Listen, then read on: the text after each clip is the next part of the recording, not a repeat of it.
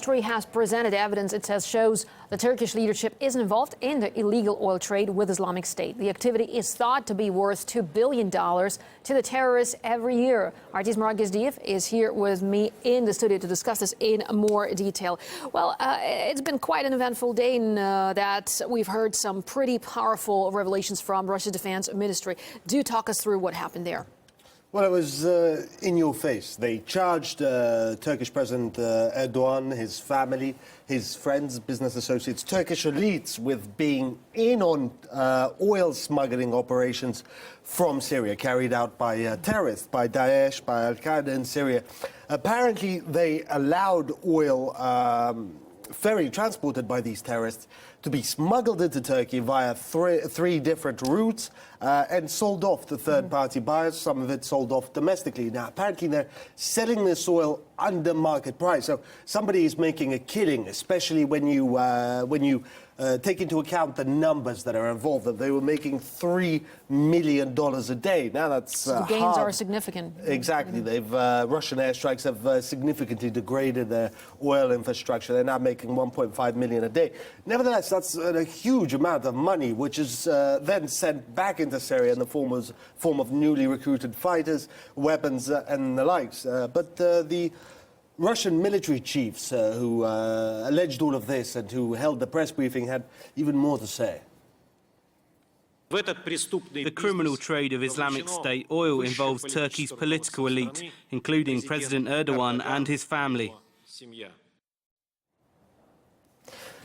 So there you have it. But with regards to more details on what they said, Russia's defense ministry has released the coordinates of three major terrorist oil smuggling routes into Turkey. The furthest western route reaches Turkish ports on the Mediterranean coast, notably the town of Dotoyol. ISIL trucks use this particular highway at night to carry oil produced in the Raqqa province from the Turkish coast. Most of the oil is shipped to other countries, while the rest is sold domestically. At least one tanker is loaded on the Turkish coast each day with oil smuggled from Syria. One of the terrorists' main oil production centers is located near the village of Deir ez-Zor in eastern Syria. A lot of fighting there happening as well. Huge oil convoys have been seen in the area. Once loaded, they smuggle crude into Turkey to a large oil refinery near the town of Batman. One of the routes links the Iraqi-Syrian oil fields with the Turkish territories. Moscow claims over 1,000 oil-loaded trucks were spotted on this route in mid-November. So a lot of activity, and they've come up with, you know, a lot of evidence to back up what they're saying, satellite imagery and the like. But as they said, really, it's up to the journalists now. It's up to investigators to go out there, to go to these places and see for themselves, of course, because, you know, we've been talking a lot about these revelations today from the defense ministry, but so far we're still waiting to hear from Ankara, you know, the official statements from the West, of course. And, you know, it'd be interesting to get their reaction, how they react and what sort of moves they will take. Marina, that would be interesting if it were anything new. This has been happening for a long time, more than a year. Everybody knows this has been happening. The United States has, you know, there's been veiled, sort of muted statements with regards to please shut your border down, please don't do this, please crack down on ISIS smuggling. Nothing's been achieved. You know, it's business as usual. Now that it's out there, now we might see a little more pressure put on the Turkish side. But, you know, with them being a NATO ally, you know, an opponent of President Bashar al-Assad, I highly doubt there's going to be anything revolutionary coming out of this. So it's interesting the way you put it. I mean, you said it might be, you know, business as usual. But we are hoping that what we heard today might be some sort of a game changer, or at least, you know, food for thought. Well, it's a game changer in terms of Turkey now being out there as a de facto backer of terrorists in Syria. And I mean terrorists. I don't mean various units that profess, you know, to fight for democracy like the FSA or what have you. Turkey is doing business, maybe not as a nation, but it is allowing the Islamic State, Daesh, to conduct business on its territory. And, you know, to be honest with you, the split between Turkey and Russia, it's gone beyond political, I would say. Now it's almost personal. Have a listen to what President Putin had to say. We have every reason to believe that the decision to shoot down our bomber was dictated by a desire to ensure the security of those delivery routes to Turkey, exactly to the ports where oil is loaded onto tankers. And protecting the Turkmen is only a pretext. A broad-based anti-terrorism coalition cannot be achieved as long as some continue to use terrorist organisations to reach their short-term political goals. Now, what we heard today at the press briefing is even more damning. They said that President Erdogan wouldn't resign if he had stolen oil smeared all over his face, which, you know, that's pretty tough language. And, well... It is, and it will be actually interesting to hear what he has to say to that. He's got to respond somehow, I'm some sure way. They're putting together, you know, a sharp response to all of this. But the damage has been done. Erdogan has been outed as someone certainly a huge blow to his reputation. Well, it's to his rhetoric. I mean, they've been talking the talk. They've been, you know, unite against terror, stop the Islamic State, democracy and all that. They've been doing something entirely different. You know, take a look.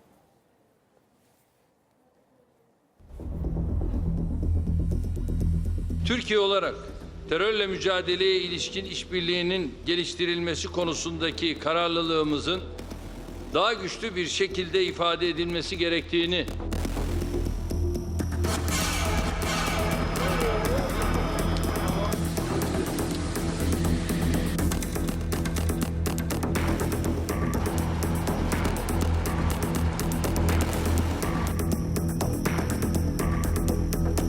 Turkish warplanes went on the attack Monday, but instead of pounding ISIL positions in Syria, the Turks attacked Kurdish fighters in Turkey. What the? So while over in Kobani, we've been bombing ISIS to help the Kurds. Our good friend Turkey has at the same time, just a few miles away, been bombing Kurds, thereby helping ISIS. Turkey has become the destination for the oil, which has been captured by the ISIL army. Well, the U.S. Pentagon has reacted to claims made by Russia's foreign ministry by denying Turkey is involved in the illegal trade of oil with ISIL. For more, let's now cross over to RT's Ganesh Chikan, who is in Washington, D.C. for us. Ganesh, hello there. So, Washington has rejected Moscow's claims. Tell us more. Well, I have a quote for you. The Pentagon says, we reject the premise that the Turkish government is in league with Daesh, ISIL to smuggle oil. We have seen no evidence to support such an accusation, end of quote. Well, this Tuesday, Defense Secretary Ash Carter told Congress that Turkey has failed to effectively control its borders. As we understand, the U.S. and Turkey have now reached an agreement to cooperate in closing the border. Take a listen. It's as much in the interest of Turkey to close off the movement of illegally transported oil or to close off the passage of foreign fighters in one direction or another, and I'm confident Turkey understands how important it's going to be. Well, U.S. officials knew and spoke about ISIL's oil trade for as long as it's been going on, but it seems only now, in the past month, we have seen the U.S. actually doing something about it. Take a listen.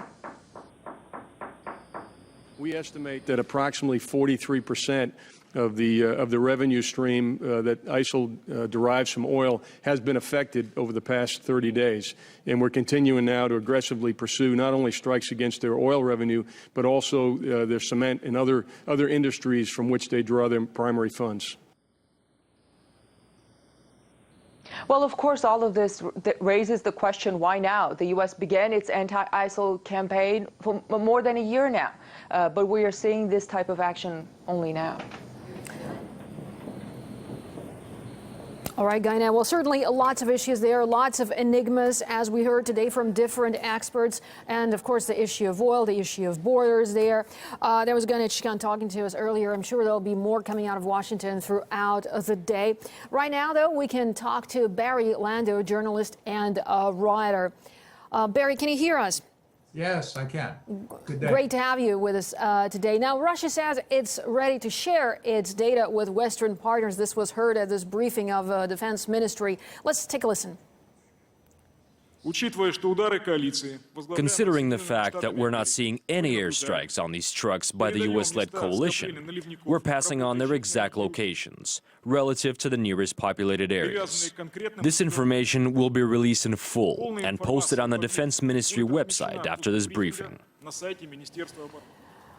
Well, we've heard from Washington, but what action can we expect from European partners, for example, France?